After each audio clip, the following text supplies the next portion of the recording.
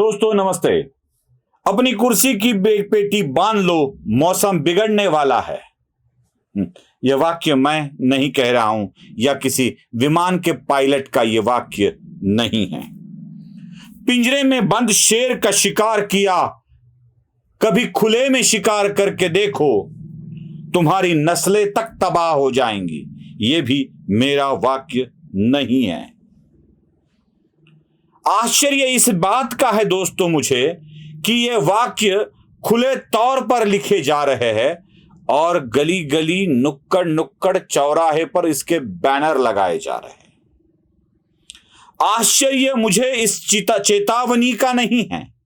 मैं इस चेतावनी को नजरअंदाज करता हूं क्योंकि ऐसी चेतावनियां बहुत सारे लोग देते रहते हैं। आश्चर्य मुझे इस बात का है कि वो लोग चेतावनी दे रहे हैं, अपने धर्म का, अपने कौम का हिसाब लगाकर चेतावनी दे रहे हैं, जिनकी कौम को ही उन्हीं के लोगों ने लूटा है। पागल मत बनो दोस्तों, पागल मत बनो। स्थिति को समझो। कोई भड़का रहा है, कोई भटका रहा है, और उसी बहकावे में आकर आप अगर कुछ गलत सलत लिख लेते हो, गलत सलत दिखा देते हो, तो नुकसान फिर से एक बार आपका ही होने वाला है। इसलिए कहता हूं, बहको मत, बहकावे में आओ मत। चलो मैं आपको पहला पोस्टर दिखा देता हूं जो माजलगांव शहर में लगा हुआ है, बीड़ जिले के माजलगांव शहर में। अपनी कुर्सी की पेटी बांध लो, मौसम बिगड़ने वाला है, यह लिखा है उसके ऊपर, आपने देखा होगा। मुझे यह वाक्य पर ऐतराज नहीं है।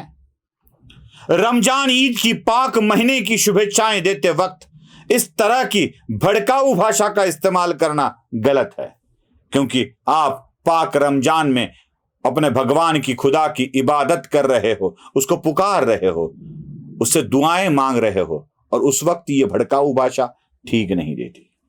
टीपू सुल्तान का फोटो अब तक लगाते थे, ये ठीक है, लेकिन अब औरंगजेब का फोटो भी साथ साथ आ गया। मतलब क्या है? क्या दिखाने की कोशिश हो रही है? क्या टीपू सुल्तान और औरंगजेब को साथ लेकर कुछ नई लड़ाई लड़ने की तैयारी हो रही है? और वो भी पाक रमजान महीने में। मौसम बिगड़ने वाला है, क्या क्या मतलब है? अरे रमजान में अगर किसी को शुभेच्छाएं देनी है, दुआएं देनी है, तो अच्छे दो, सबका मंगल हो, सबका अच्छा हो, यही दुआएं दे दो। लेकिन मौसम बिगड़ने वाला है, ये क्या और किस तरफ का इशारा किया जा रहा है? शहर में, जिले में या राज्य में, यह भी जान लेना जरूरी है।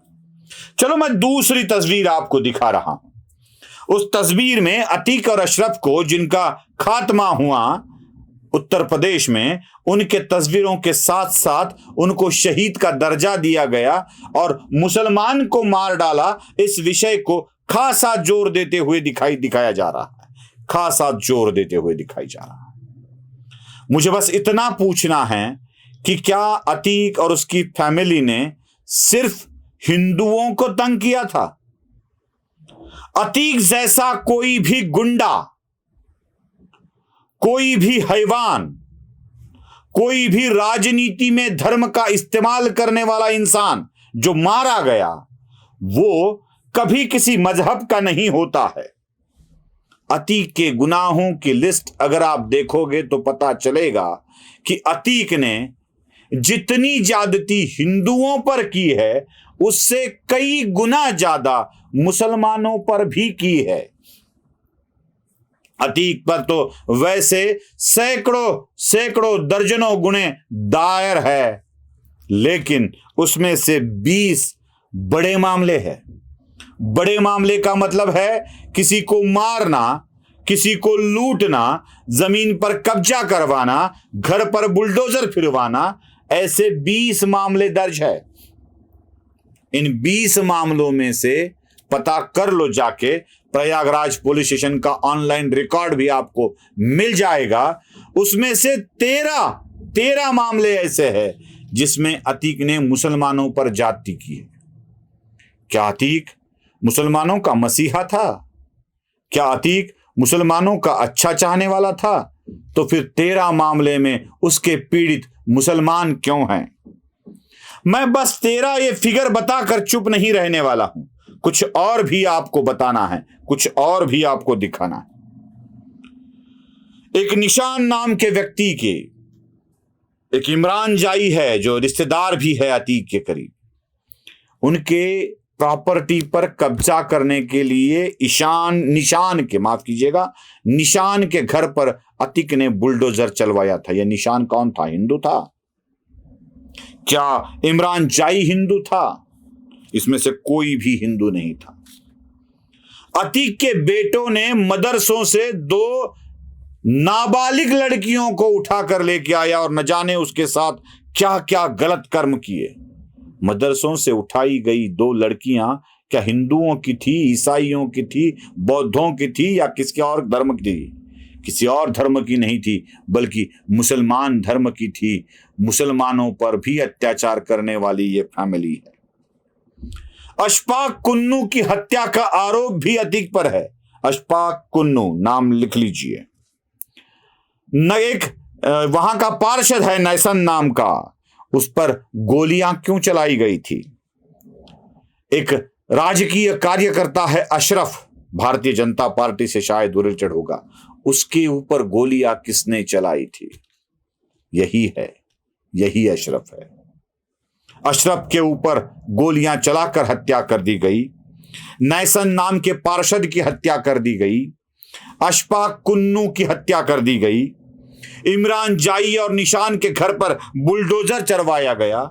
मदरसों से उठाकर लड़कियों को न जाने उसके साथ कितने कुकर्म किए गए, बात भी जुबान से नहीं निकलती है, और उसको शहीद का दर्जा दिया जा रहा है। देख लीजिए वो बैनर, उसमें शहीद लिखा है, शहीद। उसको शहीद का दर्जा देकर आप कुछ भी बातें फैला रहे हो।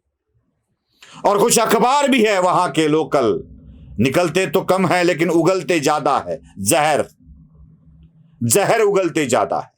मुझे तो आश्चर्य इस बात का है कि शांतिप्रिय जैन समाज के व्यक्ति का अखबार, जिसने शांति फैलाने का काम करना चाहिए, वो शांतिप्रिय जैन समाज का व्यक्ति इतनी आग उगलने वाली, जहर उगलने वाली खबरें कैसे डाल सकता है? हिंदुओं के बारे में न जाने क्या क्या लिखा है उस अखबार ने। नाम नहीं बताना है मुझे, मैं उसको बड़ा नहीं करना चाहता, लेकिन उसी अखबार की कटिंग को बैनर पर लगा लिया जाता है। हिंदुओं को उसमें गालियां दी जाती है, उकसाने की कोशिश होती है, मजहब के नाम पर उकसाने की कोशिश होती है। अतीक की हत्या को, अतीक के वध को मैं सिर्फ दुष्ट का वध मानता हूं, जो एक दुष्ट द्वारा दूसरे दुष्ट को मारा गया है। यह ना हिंदू के द्वारा की गई हत्या है, न मुसलमान की हत्या है। एक दुष्ट ने अपने ही झगड़े में दूसरे दुष्ट को खत्म कर दिया है, यही इसकी कहानी है। और छोटी छोटी घटनाओं को लेकर वहां का मौसम खराब करने की कोशिश की जा रही है। एक तरफ ऐसे बैनर लगाए जा रहे हैं, दूसरी तरफ यह लगाया दिखाया जा रहा है कि मौसम बिगड़ने वाला है। हालांकि पुलिस ने इन सारे बैनर को हटा दिया है और हटाया भी जाना चाहिए।